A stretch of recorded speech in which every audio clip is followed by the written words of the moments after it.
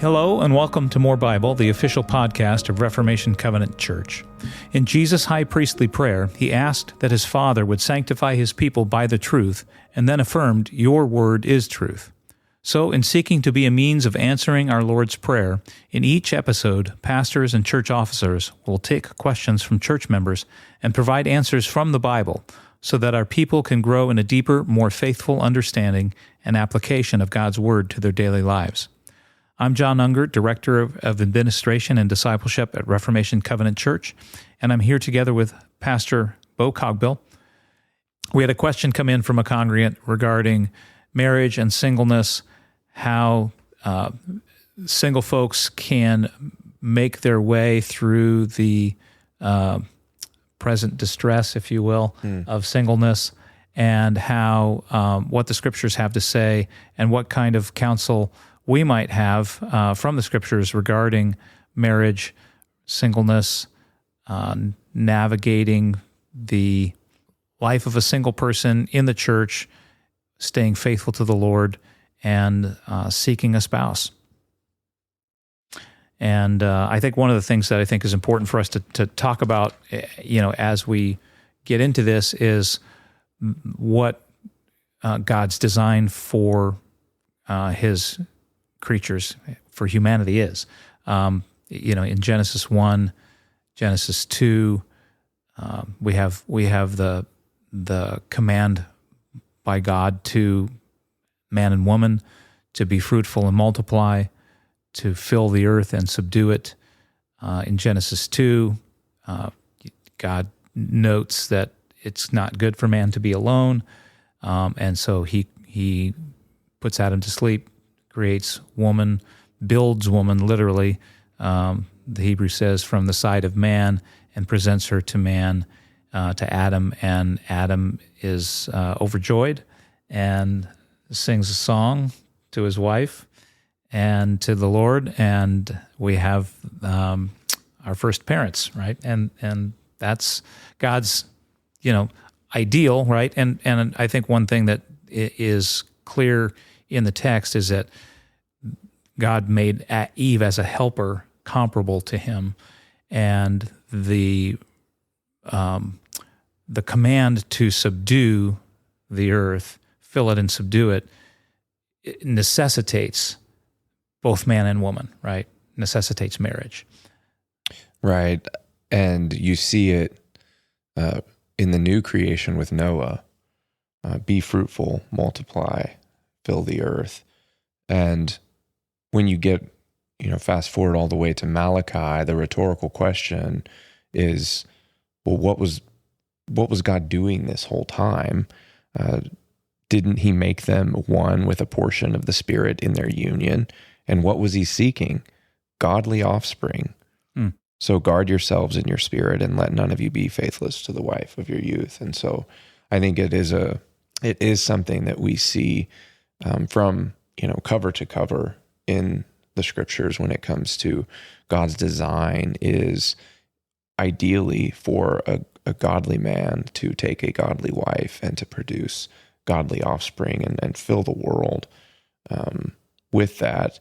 And that being said, I think that is why there is a kind of grief for most single people, especially godly single people, because they do see that in the Scriptures, and they are a part of a community where they are surrounded by loving marriages and happy children, and it can be a very lonely experience for the single person in the church. And there's different reasons why different people are single, and pastorally, I think it's a challenge, because you have some people who want to be married and have the godly desire to be married, and for whatever of a dozen circumstances or more aren't. And then you have people on the other end of the spectrum who do kind of embrace the narrative that abstinence and celibacy are some sort of virtue, or they've refused to become the kind of man or become the kind of woman that would be marriage material. So you really do have a full spectrum of why someone is single and how you would speak or try to help those individuals would be different, all the way from grief and sorrow, weep with those who weep, to admonishment. I mean, I think you do have the full range. And when we start to sit down and talk about this in the abstract, I think we run the risk of discouraging someone that we would want to encourage, and not admonishing someone who is actually maybe even in sin. Yeah, the passage in 1 Corinthians that often is considered in this, in most, I think, commentators' minds, is addressed to the Corinthians because of the pending tribulation, and the what may appear to be an ideal is really just a temporary situation that Paul is trying to steer the church through. And the ideal is that a man would have his own wife, a woman would have her own husband, and Paul even warns Timothy to be mindful of false teachers who would spread doctrines of demons and forbid to marry. Right. And so I think, in the whole context of Paul's letters, he's always talking about marriage and children, and even his setting up, or not setting up, but communicating to Timothy about the order of the church and who ought to be considered as officers in the church. The officers are to be men who are ideally, I think, married, right? The husband of one wife. That's the ideal, ruling their households well. So I think that's the ideal. And to your point, folks find themselves in situations where they don't know how to make that reality. God hasn't opened doors. Maybe they need to take steps, right? How would you encourage a young man, let's say, who wants to get married but finds himself not in either a church or a family situation or community where that looks like it's even possible? Well, in the abstract, it's kind of hard to think about what I would counsel a faithless young man in that situation. Generally, I would tell him to move. I mean, if you're not in a place where there's a good church, whether you're married or not, I would tell him, especially if you're not married and you're not tied down. I mean, one of Paul's reasons for not getting married in the present distress is because the time is short. And you won't be tied down, and you won't be concerned with the concerns of your wife, with the impending destruction of Jerusalem. But the principle that the single person doesn't have the same kinds of concerns when it comes to considering a wife or considering a spouse, considering children, I think still applies. And so if you find yourself some single person in, West Texas, and there's a town of 200 people and no good church, and you've come across the gospel on the internet, and you look around and everybody has two teeth and they all kind of look the same, I would pick up my stuff and move and get to a good church as quickly as possible.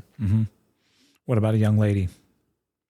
Yeah, I mean, she's in a little bit more of a challenging situation, I think, depending on how old she is, depending on her family situation.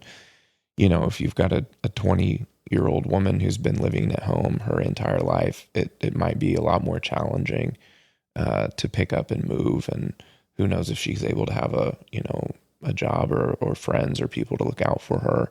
In that case, maybe trying to get in touch. It is nice that we live when we do. I mean, you can get in touch with people all over the world almost immediately.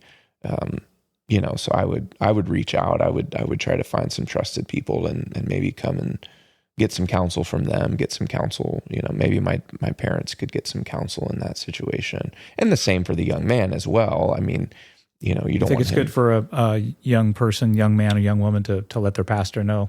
Absolutely. Yeah, absolutely. I remember when I was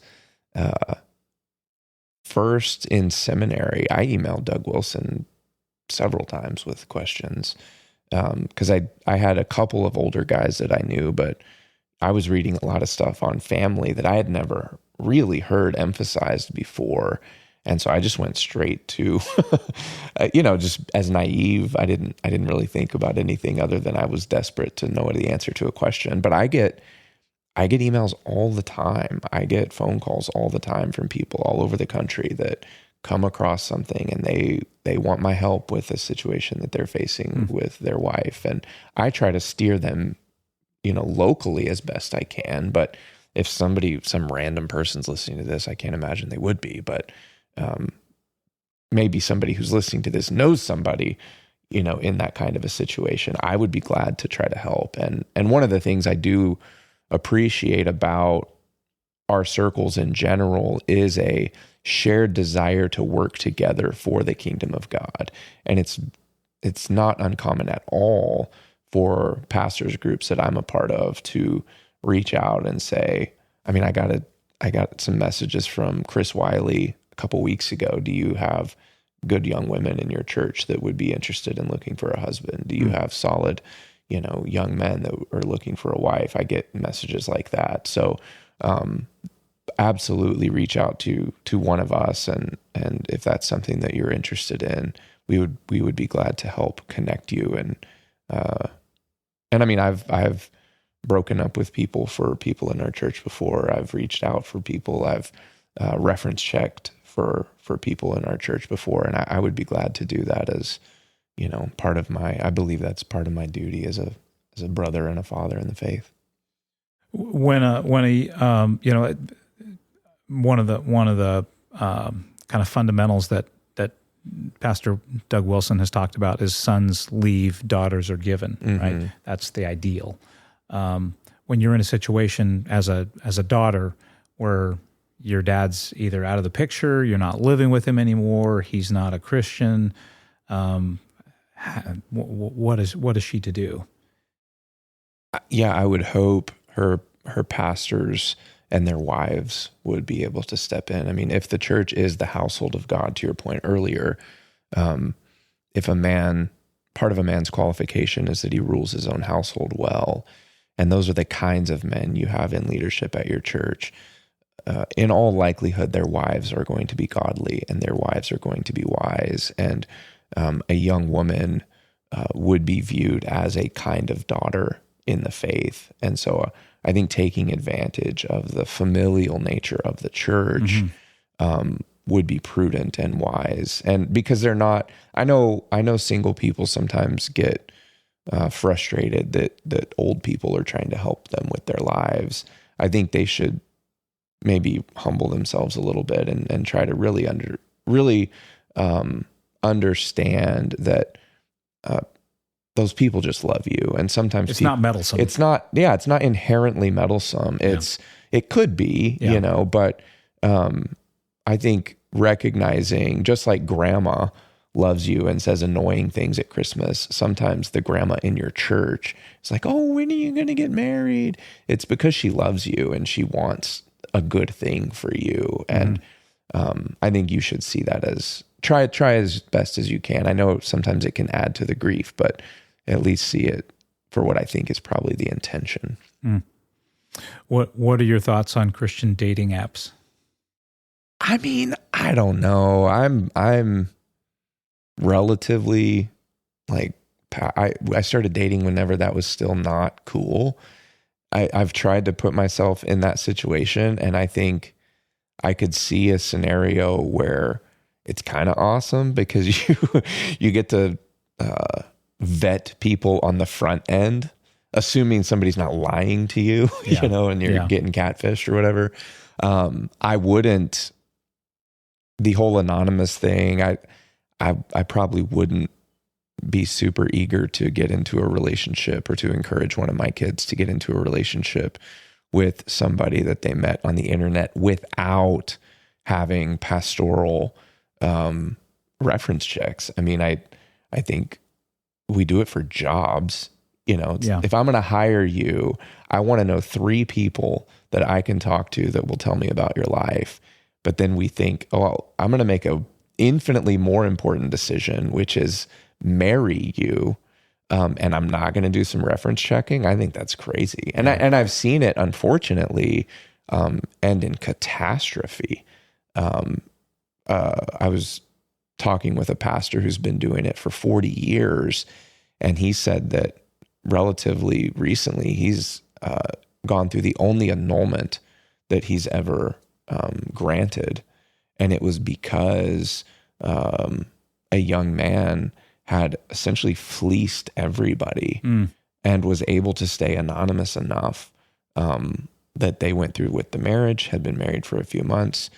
It goes, starts to spread, and turns out that this guy is literally the opposite of what any and everybody thought that he was to be. And I think there's a danger in that and I think, again, family being involved, mature Christians being involved, a 20-year-old, God bless them, they don't know as much as they think they do, and they don't have the experience to pick up on some of the subtleties that people that have been around a long time, like, yeah, I wouldn't trust that person as far as I can throw them, And so I think taking advantage of people that have been around, that have seen some deception, I think it's too big of a decision to be making on our own. I'm not saying you have to do arranged marriages or anything, but getting other eyes involved in the situation, we've seen it actually be really, really helpful. And it's a little awkward on the front end, but man, it saves a lot of heartache on the back end. Yeah, my poor oldest son-in-law had to endure my lengthy scrutiny. And we love each other now, and we're very good friends. But he had to endure a lot from me, because he's not just far away; he's from in another country, right? Yeah. And so getting to know him, getting to know his pastor, getting to know his family, that took time. Yeah. And turned out to be the right decision, and God has blessed it. But to your point, there were a lot of people we had to talk to and get involved, and eventually just make the call that this is the right guy for our daughter, and we're thankful for him. And but it's not easy. Well, even as a kid, I remember my dad would make comments about there were girls we would have crushes on, and he would tell us, like, oh no, you don't want to have anything to do with her, and here's why. And he, he's a professing Christian, but not in any way that any of us would recognize as being such. And yet he was 45 years old, and he could watch a 20-year-old or an 18-year-old, and he could tell you, like, there's this trajectory that these people are on, and he was almost always right. He wasn't wrong. Yeah. Because he could see, he had enough life experience to be able to watch somebody in the way that they lived, and see whether they were going to turn out to at least be a hard worker, or to at least be somebody that wasn't going to destroy everyone that they came in contact with. Yeah. What's a good way for us, older folks, to encourage younger folks, come alongside them if they're troubled, grieving? What kind of encouragement? It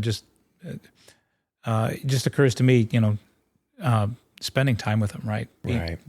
Living life together with them, and being just alongside them on a regular basis is one way. But I don't know what your thoughts are. Yeah, I think treating them as a brother and a sister and a daughter or a son in the faith, having them involved with meals, having them involved with family holidays, to the extent that you're able to include them in your life as a family. When Jesus says that anyone who has left father and mother and household in my name will receive 100-fold in this life. I think being the 100-fold is a good place to start. Being the people that Jesus promises that will be there for you, and that's hard. And it's hard whenever, not just with single people. I think one of the challenges of loving other people is when you see things, decisions that they're making, or behaviors that you see in their life, and they don't actually want help. That's really hard because you see them simultaneously grieving something and not doing what could actually get them out of that situation. So a young man is 25 years old and single and really wants to get married, but he's out of shape. He doesn't make very much money, and he's not very dedicated to really anything. And he does really want to be married, and he really is sad about it. But to try to come alongside of him and develop a workout plan and help him, develop a career path and help him develop some disciplines that the kind of woman he says he wants to marry would want to marry. And then to watch him not do any of that, I mean, that's really hard, and yeah, it's like anything else, you hope maybe they'll one day get sad and desperate enough that they'll want to be faithful and make the changes that they need to make, but it's sad to watch.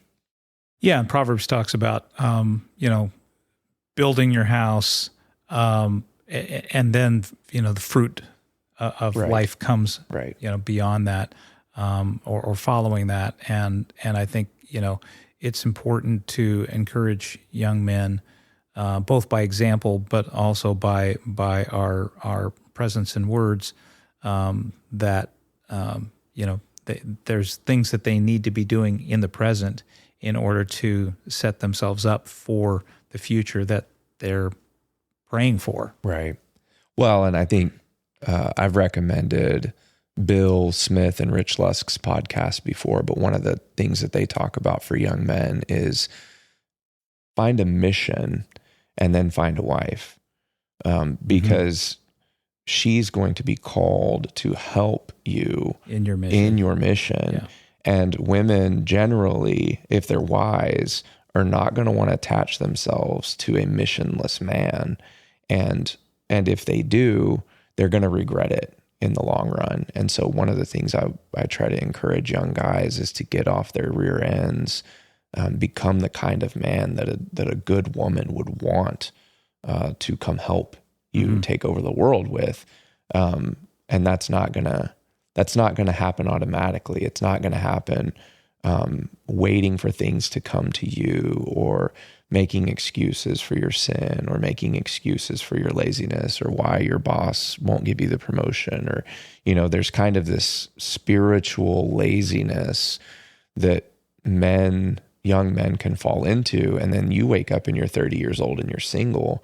And it's like, that's on you, homie. Like, we tried to help you with this, and I'm sad for you. Yeah. But I'm also glad that you didn't take a woman through the last 8 years of that life, because she doesn't deserve to have to go through that. I wonder how many guys just turned off our podcast and went to listen to Collars and Calluses. They should. I mean, I love Bill. I love Rich. They get a lot into the masculinity, femininity, thing. I don't know how much. I don't remember if we've talked much about that. I don't love the categories that they're coming from, but the principles that they're trying to communicate, I think is definitely worth every young guy. And I'm waiting for my girls to get to be a certain age that they can listen to some of the episodes there, because they talk about the kind of young women that men find attractive, and the kind of self-control and dignity and virtue and strength that a young man should be looking for in a woman. Because it's the same on the other side. If you've got a really energetic guy, bright, hardworking, dedicated, wants to, exercise dominion, there's a kind of woman that he's going to want to help him do that. And it's not a woman that is super emotional, super passive, super, Lethargic. immature and lethargic and lazy and always has excuses for everything. He's not going to want to marry that lady, and I gave a talk to one of the talks they asked me to give in Ukraine was to their 20 somethings. And, I kind of apologized in advance. I didn't know if Ukrainians rated men and women on a scale of 1 to 10 or not. And they laughed. Apparently they do. But my thing is like, if you want a 7 or an 8, you can't be a 2. I mean, a 7 or an 8 is not going to want, and that doesn't sound spiritual, but it is actually very spiritual in the sense, if we're measuring in terms of holiness and godliness and devotion and doing everything with excellence as unto the Lord, then a 4, the best you might be able to hope for is a 5. And maybe that's fine for where you're at, and you're both, moving toward becoming a 7 or an 8 or a 9. Look at me now. Yeah, look at me now. Started at the bottom, now we heal. But yeah, so I mean, I just think that being realistic about your prospects and then the kind of prospects that you would actually be able to get is an important thing on both sides, and always be trying to become better yourself. Because you want to please the Lord and you want to grow in holiness. But if you're single, it's just fine to better yourself so that you can have a better spouse, because that's a 30, 40-year decision you're making. Yeah. Yeah, and I think the CREC, both locally and nationally, has done a good job around providing opportunities for young people to meet each other, right? Gloria Sancta, the Called Conference, there's the Music Conference. So there's a number of forums or venues that our group of churches has created and enabled, and I think that's been a wonderful opportunity. A number of people, my son met his wife, at one of those conferences. So I think those are opportunities that we need to continue facilitating and encouraging our young folks to take advantage of. Absolutely. And I know it's awkward. I know it's uncomfortable. But what is the alternative, right? Okay, it's awkward to go to a place where I know there's a bunch of single people that I don't know who are all kind of have their head on a swivel and are, evaluating each other to see whether or not you would be a prospect. And that's uncomfortable and that's awkward. But without, trying to hurt anyone's feelings, it's also awkward to be the only single person at a Thanksgiving dinner. And you're going to have to choose your awkwardness, and if you're the guy, okay, maybe you get shot down. So what? I think we can Christianize and spiritualize this idea of a spouse. It's like, oh, I'm looking for the one. It's like, just find one, find a godly man or a godly woman. And, again, my dad was like, look, if you go into a room, and this is not necessarily advice I'm giving, but find the prettiest girl in the room and go ask her to dance. And if she says no, go ask the second prettiest girl in the room and ask her to dance. And eventually you're going to be dancing with the prettiest girl you could possibly dance with, And it's like, I think there's some pragmatism to that, go to these places, put yourself in these environments. I mean, what's the alternative? Go to a bar? Yeah. Go find somebody in some circle that go to the local Baptist church or the local charismatic church where you have no idea what these people believe. Or put yourself put yourself in an awkward situation, in a relatively safe space compared to all the other places you're going to be looking to for a spouse, and see what the Lord does. How do we communicate to our children and kind of help prime them for the expectation that they are to be married someday? And not just, helping them to gain that expectation, but to prepare for, singleness and entering into marriage. And I know that's maybe a big topic for another day, but just maybe what are your thoughts briefly on that? Well, you probably have more given that your kids are older. My kids, from the earliest days, my girls would be playing with baby dolls. My son would be working with me out in the yard. And the constant refrain is, yeah, and when you're a mom, if the Lord gives you children, or, it's sort of the constant discussion topic, because we are trying to prepare, our kids for being godly men and women, and a godly man and a godly woman who's married to a godly man and a godly woman. So even in some of the challenges that our kids have, the challenges that they have are typically tied to a virtue.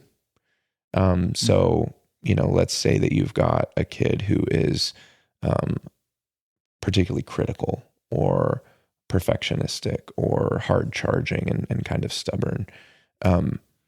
That's actually that could be really helpful for you one day, because you are, you're going to want to run a good home, and you're going to want to keep things clean, and you're going to want there to be order. And that's actually what God would want for you. He wants you to run a good home. And here's how you do it, without it turning into, running a prison gang. That's like, let's add kindness to that. Let's add patience to that. And the same with, the son, homework is challenging, and I don't want to do homework. I want to, watch NBA clips. It's like, well, buddy, you're going to be a dad one day, and you're going to come home, and you're going to be tired, and your wife's going to want, some attention, and your kids are going to want you to play with them, and you're not going to want to do it. But part of growing up, part of being a man is when you're tired, you're still going to be there to love these people. And so it's just kind of a constant refrain. I think it seems to me that sometimes virtue can get pursued in the abstract, or character can get pursued as sort of like these invisible things, but helping, at least this is how we've tried to have the conversation, helping frame the virtue in context of relationships. So what does this virtue look like in practice in the relationships that you have now, and also the kind of person that you want to be? Because I don't know many young boys or young girls that don't, at least initially, want to be married and have kids. Now, maybe their household is such a disaster that eventually they don't want to get married, and they eventually don't want kids because they don't want anything to do with the kind of life that they had. And that's a different thing altogether. But that's kind of how we think about it. And then even the way we relate to each other is we want our kids to see the joy of marriage and the beauty of marriage. And even when they pretend like it's gross and they don't like it, they secretly like it. You can kind of see the twinkle in their eye whenever they're like, "Oh, Dad," I don't know what, you've been there, done that. What are your thoughts on it? Well, I'll maybe add to, I totally agree with everything you said in terms of character development and shaping them, in the midst of relationships, and getting them to think about how they relate to one another and to the opposite sex. I think it's also useful as a parent to, it sounds really simplistic, but the Proverbs are really practical. Oh yeah, the Proverbs, and so reading the Proverbs with your children on a regular basis is, I think, it's a must. You've got relational things there. There's so much about marriage and male-female relationships. And so I think, a steady diet of the Proverbs is really important for us and our families. And I think another thing too, just in terms of Christian education, we want to be thinking about raising our children in such a way that they think about how they're going to raise and train their children. Right. And we set them up, we set our daughters up so that they are prepared and excited about raising and training their own children and homeschooling potentially their own children, and have the skill and ability to teach their sons calculus, right, if they need to. Right. So I know my daughters, I don't like calculus, but I think, just the whole mindset of looking, down the horizon and seeing what our children may need to be able to have a good household, to be a good spouse, to know how to budget and run a house. Oh, I think that's really good. We work with our kids even now on making budgets. I mean, it's limited, obviously, because they don't have that much money. Yeah. But we work with them on tithing. We work with them on saving. We work with them on spending. Rachel will have the kids, we try to do it about once a month, where each kid plans the dinner. They write down the ingredients that they need. They go to the store, working on those. And it's fun. I mean, they at least to this point really like it. But yeah, just trying to, I'm raising an adult. Yeah. Right. Yeah. So I'm not parenting a toddler. I mean, I am, but there's a telos to what we're doing. And so, everything that we're trying to do is pull them forward in maturity, nurture it, cultivate it. There's a man in that boy. There's a woman in that girl. Yeah. And that's what we tell them is like, look, you're going to be a man and this is what you want to be, and let us help you do that. And I think going back to Bill and Rich, when Keller's a teenager and he hits a certain stage, I mean, we're going to be listening to that. They've just done a really good job. And I've assigned several men in our church who have teenage sons who are struggling that podcast most of the time because the dad needs it too. But because it does a good job situating the conversation in the Proverbs, and it forces the dad to sit down with his son and talk about something in a way that God would have him do it. And it's not too late by the time they're teenagers, but if you haven't been having those conversations, I would say you better really get on it, because you don't want to have a failure to launch scenario, or launch an arrow for the enemy. Yeah. Yeah. And hopefully by the time our children reach the age when they're ready, they're ready. Exactly. Right. And I would encourage, again, I have no idea who listens to us talk about these things, but I mean, if you're a teenager or you're in your 20s or you're a single person, go find somebody that will tell you the truth. I mean, I just remember being so desperate for discipleship when I became a Christian.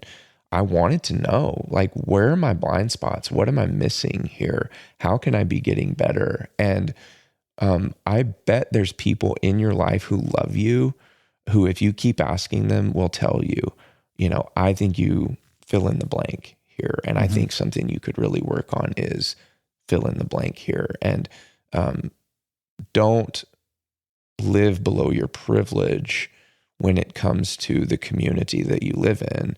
There are godly men and women here who can help you become more godly. Take advantage of that. Yeah. Amen. That's a good closing exhortation. Well, that's good, because we have community group that we have to go to. We have covered a lot of ground. Appreciate it. Yeah. Well, if you have questions about these things or any other topic, please text either me or Pastor Cogbill, or you can email us at morebible@reformationcovenant.org. Again, that's morebible@reformationcovenant.org. Until next time, as the prophet Hosea exhorts us, let us pursue the knowledge of the Lord. And remember to make the best use of the time God has given you for His glory and the life of the world. The Lord be with you all. Amen.